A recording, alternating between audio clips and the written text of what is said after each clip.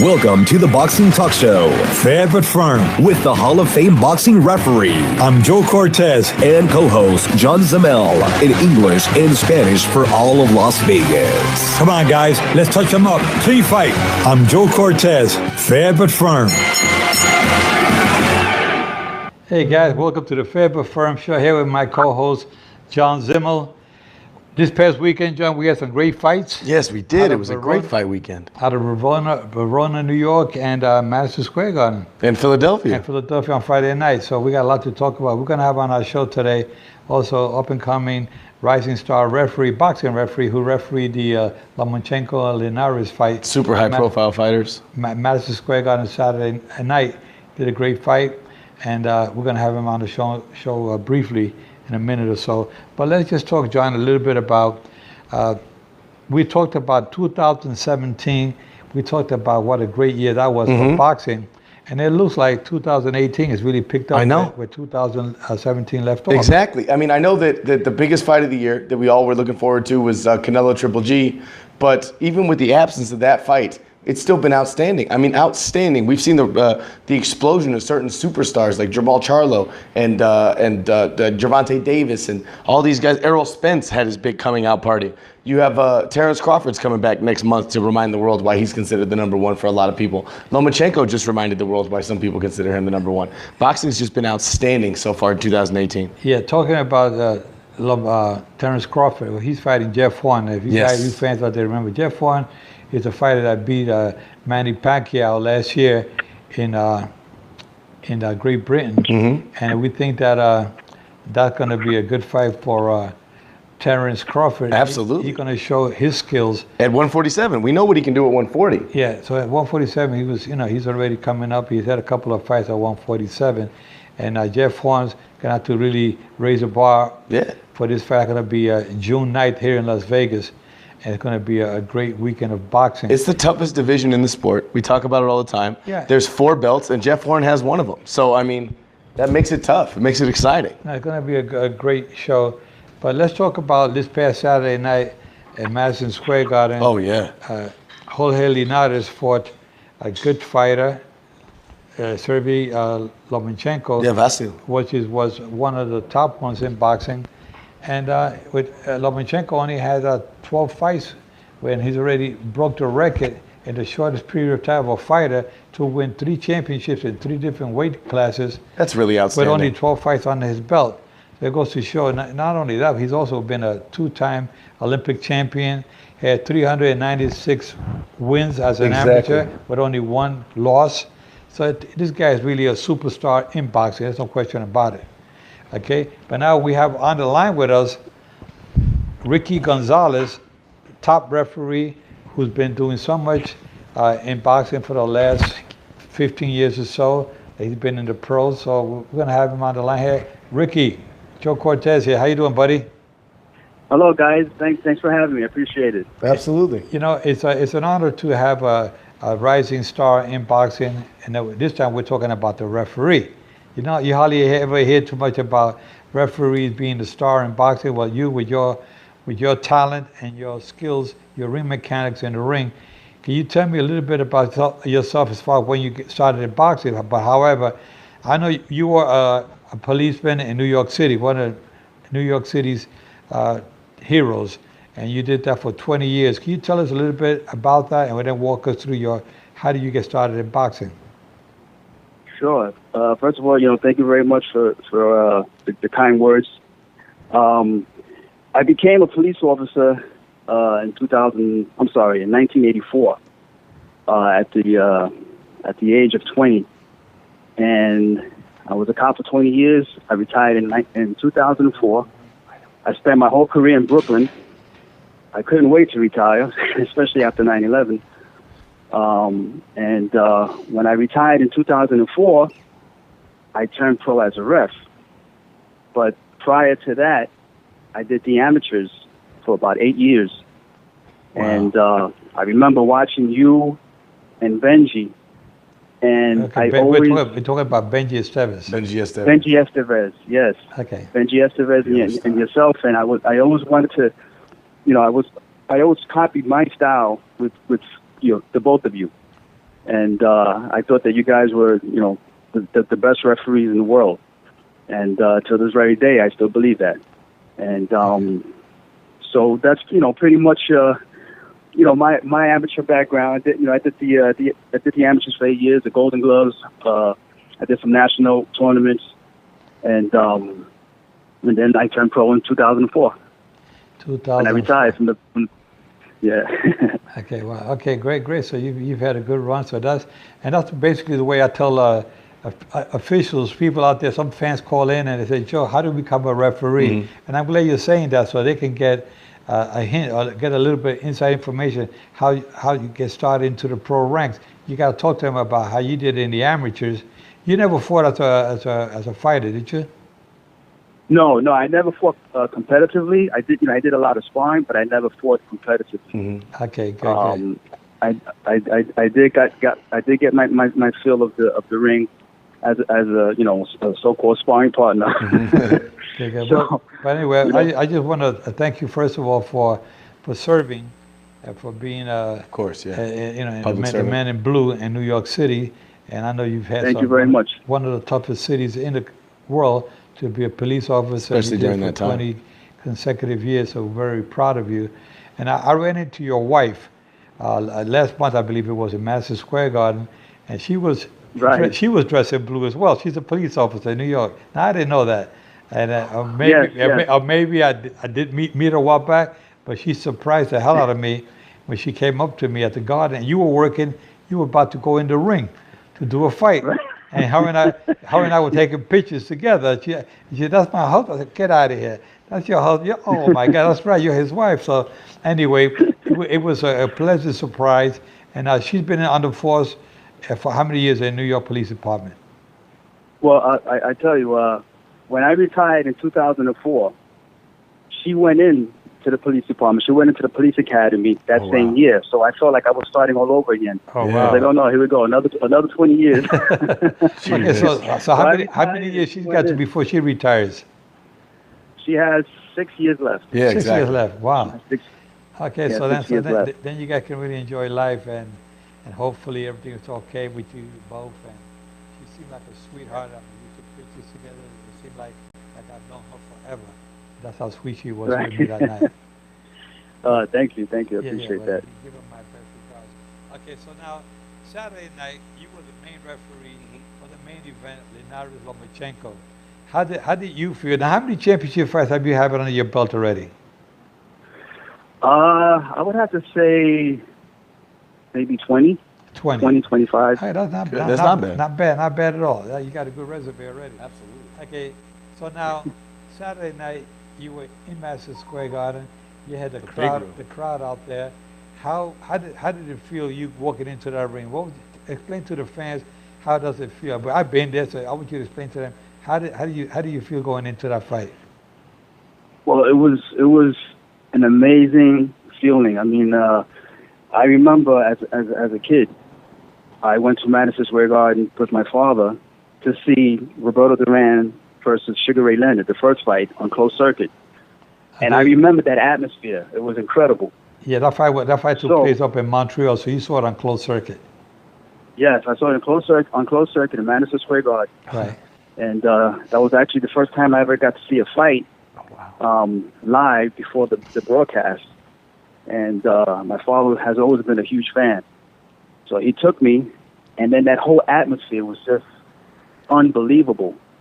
Okay. So Saturday night, it felt the same way. It was just, the whole atmosphere was just incredible.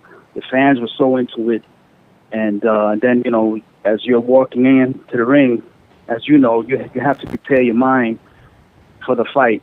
Not be a fan. You have to go there and just know you have a job to do, and may the best man win.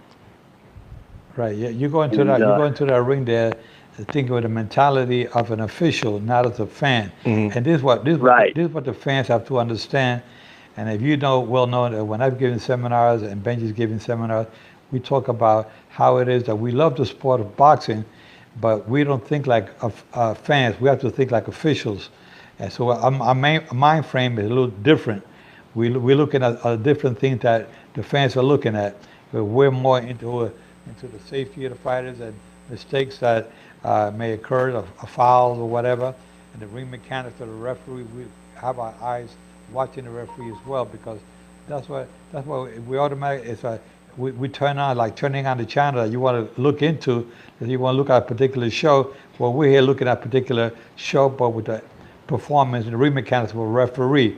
And so that's what we do, and that's what the fans got to understand. We think like officials, not like fans. I tell people, you want to go to a fight, you think you're going to have somebody next to you yelling and screaming like everybody else? I'm the most boring guy you want to be with, because I don't change my ways, my looks, my actions, and everything. I'm like a still person, just sitting there watching. I'm absorbing everything, but with no reactions, no emotions or nothing. And that's where we have to be Right. as officials. So, tell us how you have been doing it, and how was it that night during that fight? Well, I'm a true believer of God. I always, and not just because of the fights, but I pray and I study the Bible every day. So that's part of my routine. It helps me spiritually, mentally, and when I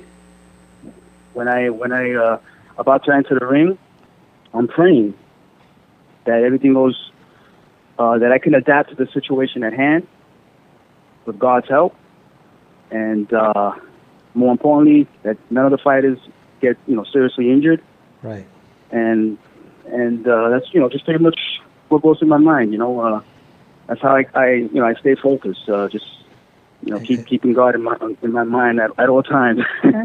Well, exactly. That's what we try to instill in the referees, is that you have to be focused 100%, 150%, and making sure that you are watching out for the safety of the fighter. Enforcing the rule, but first and foremost is the safety of the fighters.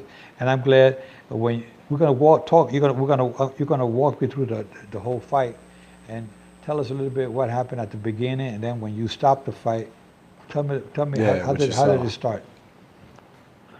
Well, I saw Linares. He seemed a lot bigger and stronger than Lomachenko.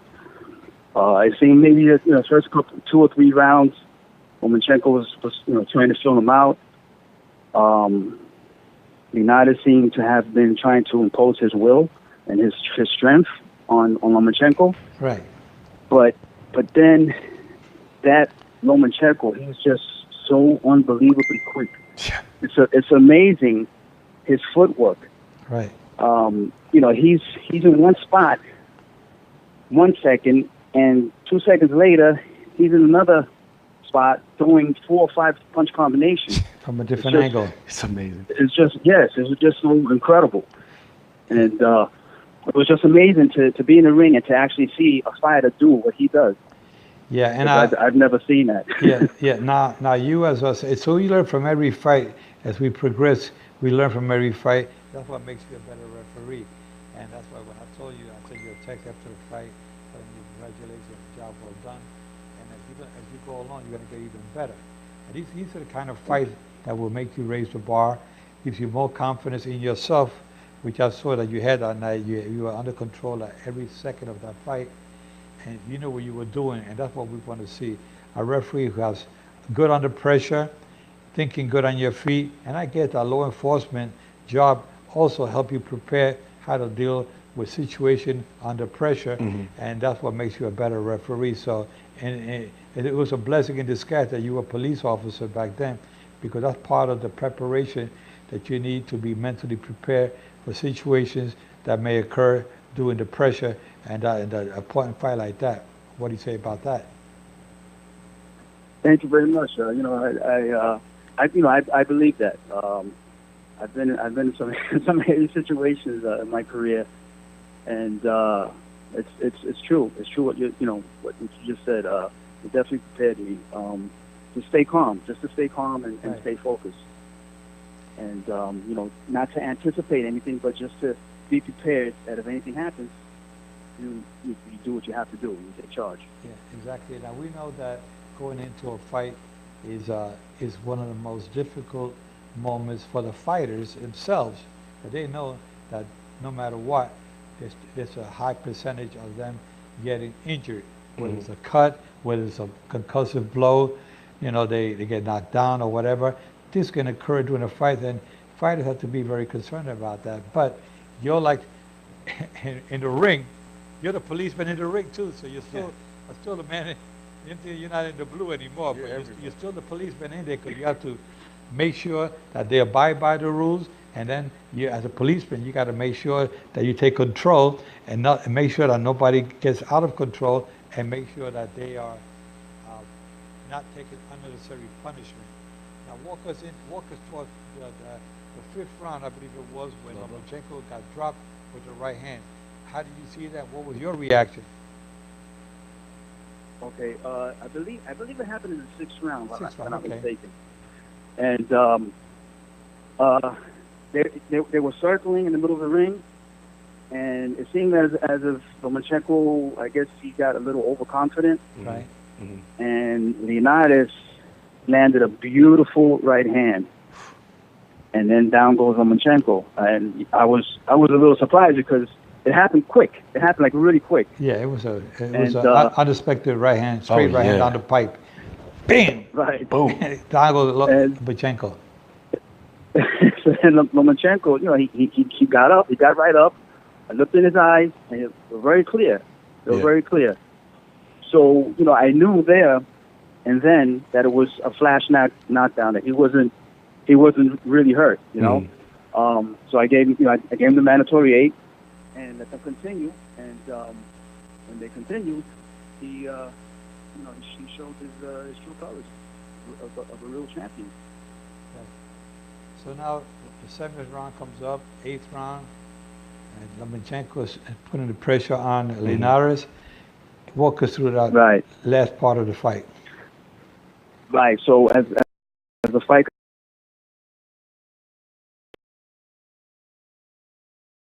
Linares, and you can to tie a little. Then Lomachenko. And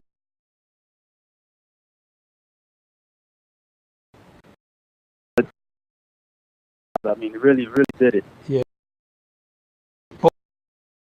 And it because people say, well, what did he get hit with? When you get hit with a body shot, there is like a second or two when you go down, because it's people don't see it. They say, what did he get hit with? You got to go to the replay to see it. Was actually the body shot, not the combination to the head. When you saw it in real time, it almost looked like he took a knee. Right. And then once he went down, I went down to my knee as well. Right. And his whole body language was telling me he was in a lot of pain. Mm-hmm. Right. And he was in a lot of pain. Okay, he got up at 9. At 9. Okay, at 9, and then what you guys there?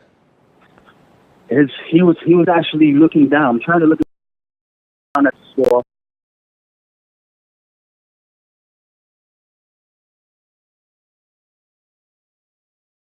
Was done that press conference. He thought he was a fighter. Always say something. Well, referee should have never stopped it. Now you know why you stopped it. I want the fans to know why you stopped it. I stopped it because he was in a lot of pain. I mean, you can just read the body language. They don't have to tell you verbally that they're in pain or that they don't want the fight stopped. It's up to the referee. And at that particular few seconds, that I had to evaluate him as he got up, told me that he could not continue. Right. And he was in a lot of pain. He was his whole body language. I mean, he was in a lot of pain. Well, I know that in boxing, me being a referee for 35 years, I know that we have to watch out for the safety of the fighters. And of course, they can say whatever they want afterwards, but we knew, and you knew, that when we have these seminars, we give seminars around the world teaching referees what to look for.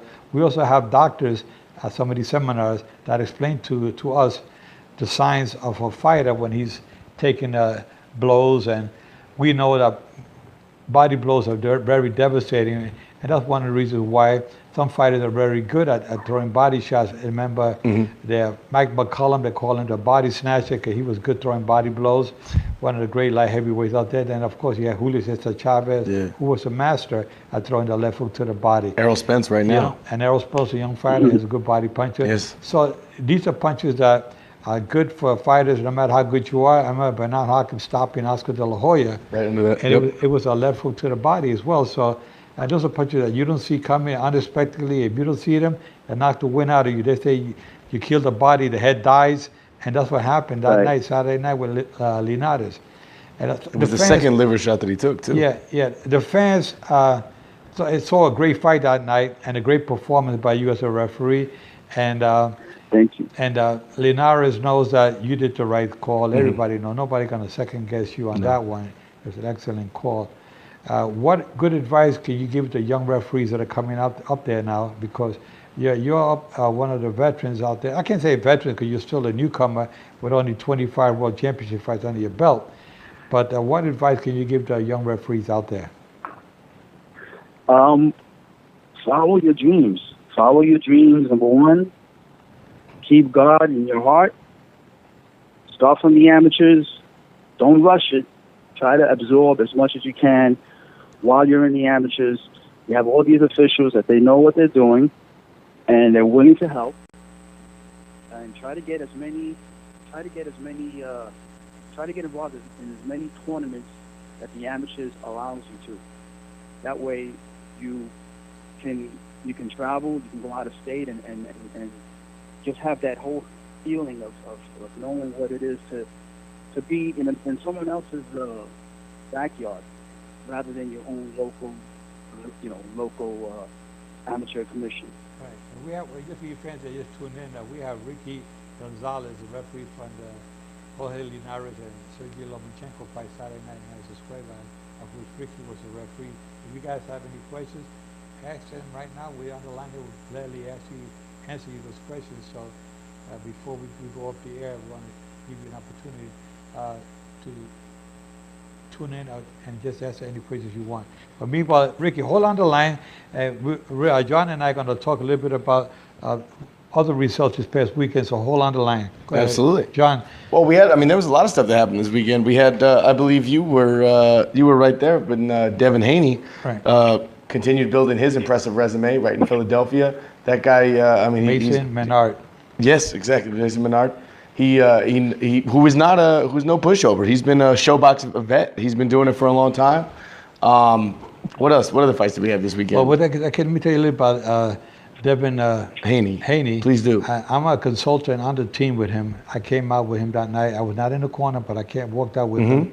I'm a consultant with that team. A lot of young fighters coming up in the ranks in boxing now have been coming up to me for like an advisor, a consultant, in reference to guide them in the right direction. So the Haney group asked me to come on board with them. And I don't mind doing that because I want to make sure that these guys listen and keep them grounded and focused on their career. Because if you saw the fight Friday night on Showtime on the New Generation, Devin Haney, if you didn't see it, you can go on YouTube and check it out. Devin Haney, 19 years of age. I met him when he was 14, and I told his father, Bill, back then, that this kid is a rising star in boxing. He is. The kid turned pro at the age of 16. He was already fighting pro in Mexico. He couldn't get a license here, but he got a license here in Nevada at the age of 17. Now has a record of 19-0 with 13 big knockouts, and the kid is going places. Absolutely, man. He already had a profile on bad left hook. They already did a video. That's what he took. One hook, he took it the whole night, 9 rounds. He took one hook. That was the only punch he got hit with. My goodness. The opponent couldn't catch it, couldn't touch him. That's how quick and good ring mechanics that he had, good punching power. And he's still not developed yet. He's still a little teenager. Oh, yeah. So he's going places. Keep your eye out for him. Also, the legend of Saddam Ali came to an end. We saw him, he was a rising star, and then he got beat by Jesse Vargas. And then he beat Miguel Cotto in Miguel Cotto's last fight. Right. And we said, hang on, maybe Saddam Ali, you know what I mean, has got something that we didn't know about. And then Jamie Munguia, who, remember, was not was not allowed to fight Triple G according to the Nevada State Athletic Commission, and I'm glad they did that, and I think you are too. It's the right call. Yeah, Jaime Munguia is a Mexican fighter out of Tijuana, and he seems to be like He's a good up and comer, but he's young. He's a solid middleweight, young. He had a good record, but putting him against Triple G would have not been the right thing because I'm not sure that he had no name, he had nobody that name recognition and anybody to qualify to put him against Triple G. Triple G probably would have destroyed him.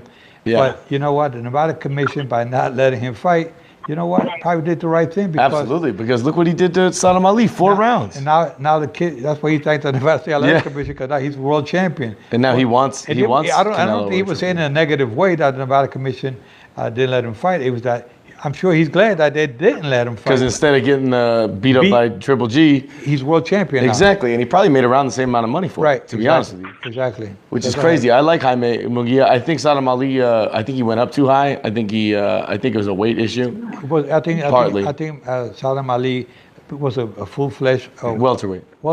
He went to 154 where he beat Cotto. Exactly. But then he went up. Cotto's older than you, though. Yeah. So anyway, now here we got a good fighter, young up-and-comer, another rising star from Mexico, and that's good. Mexico has a absolutely, man, and I like him. I like the kid. He looks good, and I'm excited to see what he has to say. I got a question for you. I didn't get to ask you last week, but I couldn't really ask you last week. And to the fans, I'm sorry I wasn't here last week. I believe in your pound for pound in your last list, you had Triple G #1, Lomachenko #2. Having watched the 2 of them fight in consecutive weekends, does that change at all, or do you still have them #1 and #2? I think I have to put Lomachenko #1 now, and beats Canelo in September. Then there's maybe another switch there, but we have to see it. But honestly, Triple G looks really good to me. Yeah, Triple G. I don't think he's still the best middleweight in the world. He fought the other day. Honestly, Matarisian. Yeah, Matarisian. And Matarisian gave him a good round. A good round, but that was it. I mean, he was. I mean, that could have happened to that kid. Exactly, and that was, dude. He used his head like a speed bag. That was brutal to watch. Yeah. I mean, Triple G is really. He just reminded the world. But the reason why I put Lomachenko #1 is because the opposition, the opponent that he fought that night, I agree with you. Linares is no pushover. No, Linares has been around for many years, one of the great champions in the lightweight division, and so you did compare the opponent that Lomachenko had compared to the opponent that Triple G had. Absolutely. Lomachenko has beat a good one. We got Terrence Crawford coming up next month too. Yeah, but even though Lomachenko won, I was surprised how he got dropped with that right hand from Linares in the 6th round. I think Linares impressed a lot of people. I think more highly of Linares after that fight, even though he lost. I think it was, some people like Luis Ortiz, how after he lost to Wilder, people put his stock up higher. Sometimes you can improve your stock in a loss because you have such a good showing against the guy who you're supposed to just be ran through. Linares' footwork is one of the best in the game. I mean, it was the 2nd best footwork in that fight, but he has better footwork than almost every other fighter out there. I mean, he really impressed me, and he's big and he's strong. We still have good fights coming up. A lot of good fights coming up. We have heavyweight champion. There's a question for one of the fans out there. What's the question? Who's that? Mickey Garcia, yeah. Mikey Garcia is a good fighter. He's probably next in line for Lomachenko. But I don't know if that fight's gonna happen. I don't think it's gonna happen. Mostly because of the comments that Bob Arum made literally today. I mean, it's gonna be a tough matchup because of the promotion issues. And also, it's just Mikey Garcia is really, really good. He's the one fighter that everybody wants to see Lomachenko fight. So I think to the fans, like we've said about Wilder and Joshua, you have to put pressure. That's one thing we can do these years, in 2018 that we couldn't do in 1998, is use your social media presence, use the pressure, and try and make these big fights happen. Because you got 18 weight classes, we have 5 different governing bodies, you have 5 different networks. Really hard to make these relationships happen unless you put the pressure on them. And everybody wants to see that fight. I know I really want to see that fight. So I mean, we got to reach out and put the word out there because otherwise we won't get it till it's too late. Yeah, but Garcia is definitely one of the better fighters out there. That'd be a good test for. I can't say a test because Lomachenko was proven to be already the top. An all-timer, yeah. Yeah, but Mikey Garcia would definitely be a good opponent to fight against Lomachenko. There's no doubt in my mind. He'd be the best opponent that Lomachenko's fought, for Yeah, sure. exactly. I think that boxing is really on the rise, and we have a lot of good fights left for the year 2018. In the next 2 months, we got an Errol Spence fight. We have a Terrence Crawford fight, which I keep bringing up. We have a ton of good fights. Garcia and Sean Porter. Yes. You know, it's a lot of good ones. They're talking about Danny Jacobs is still there. I think he's popping up in there. As it should. Yeah. After the show that he put on 3 weeks ago. Yeah. After the Triple G fight with Canelo, I'm sure Danny Jacobs' name is going to come up. We have another question there for somebody? No question? Oh, no. Okay, I'll have to give me a victory Yeah, he's just sign. giving us a peace sign. Anyway, we are definitely on a good run for 2018. Absolutely. And it's setting up 2019, which is even more exciting. And again, you fans that might have just tuned in, we have Ricky Gonsalez, a referee on the line. I got him on the hold there, on the sidelines there. He's ready to come out like a bull. He want to come out and say a couple of more words before we cut off. Ricky, a couple of more words you want to talk about your career in boxing, other things that you want to we've been thinking about. Ask him right now. This is your chance. I'm sorry. Can you repeat that? I please? said you're a rising star in boxing. You're waiting out there. You want to say a couple of words before we go off the air. Yeah. Well, just first of all, thank you very much for having me. You know, I really appreciate being on the air with you guys. And 2018 is going to be a good year for boxing. I mean, there's a lot of good fights that are going to be made. It's, God willing, and hopefully, what the fans want to see, it'll come into fruition. It'll become a reality, actually. Well, again, I want to say keep up the good work. You're doing a good job as a referee. You make me proud, knowing you for so many years and knowing that you're going to raise the bar and get to the level where you're at today. That's what I like to see about referees. And thanks for coming on the show. Definitely. Coming on the show like with us and educating the fans and referees to what the duties of the referees and how you're handling it. I'm sure you're doing I know you're doing a great job. Just continue doing what you're doing. And remember, there's always room for improvement. You're always going to try to raise the bar with every fight. That's what I like to see. My colleagues out there continue doing the best. I want to thank you very much, Thank Ricky. you very much. All right, thanks a lot, Thank you Ricky. very much for having me. And okay, thank you. Thank you for having me. You're welcome. Okay, bye-bye. Well, guys, you just heard there from Ricky Gonsalez, young up-and-coming referee of New York City, has an all-the-time fight championship fight from the Cortez referee, and Jorge Linares, and Sergio Lomachenko fights out in Madison Square Garden. So we had to get a little bit of his input on refereeing, what it takes to be a referee, how did he start in the referee, but he was a policeman in New York for 20 years. And he has a lot of years left in boxing, but I can tell you that throughout the years, you don't find many referees out there with the talent that Ricky Gonsalez has at this stage of the game. And he's been under the wing of Benji Esteves, another top-notch referee out of New Jersey, and Ricky out of New York City. And this is what makes boxing a good game, when you have referees out there and judges that are doing the best they can to keep boxing on a level playing field for both sides.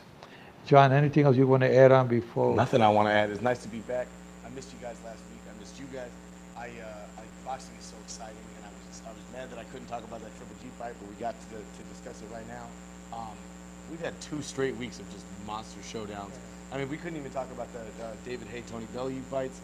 We have so much stuff going on that it's just so exciting. Boxing is exploding. Please keep watching. Please keep talking about it. Please keep asking us stuff, because we love having it. We love having you guys, and thank you. Yeah, for you guys, I want you to retweet. Get it out there for us. Get the show out there for more people to listen in. You guys are my fans. You guys are John's fans, fans of boxing. Get it out there. Charlie's fans too. Get it on social media. We got our engineer Charlie Carrillo, who's been behind this whole thing, behind the scenes. But we have to try to get you guys out there on social media. Put it out there. Put the show out there. We need as much hits as we can. We want to educate the fans. And every week we're going to have a celebrity on the show, or a priest, or somebody to talk on the show with us in reference to boxing. With that said, guys, we'll catch you next week. God bless. and keep your guards at all times. And remember, I'm fair, but I'm firm. Touch him up.